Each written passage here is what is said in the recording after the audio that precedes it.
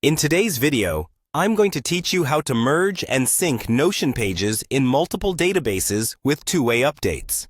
We're going to make sure you have all the tools you need to seamlessly integrate your Notion databases, allowing for harmonious updates across the board. First, let's get started by navigating to your connected workspace on Notion, where all your wiki, docs, and projects live. This is your central hub on Notion. And getting to know this workspace allows you to manage your databases with ease. Once you're there, you'll want to go ahead and log in. It's an intuitive process if you're familiar with Notion. But if you aren't, the login page is quite user-friendly and should guide you effortlessly. After logging in, make your way to Notion Home. This is your starting point, the heart of Notion, where all your databases, tasks, and pages come together. By heading to Notion Home, you ensure that you have a clear view of all your resources, making it easier to synchronize across the platforms. Now, once you're in your Notion home, click on Database. This step is crucial as it opens up the structure you'll be working with, helping you define where and how you want your updates to sync.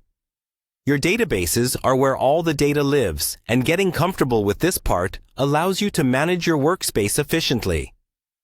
In the database view, look for the option to Add Property. This is where you can start linking your information across different databases.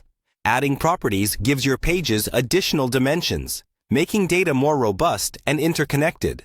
Here you'll need to decide what properties are necessary for syncing, considering which attributes need to remain consistent across all platforms. Next, click on Relation.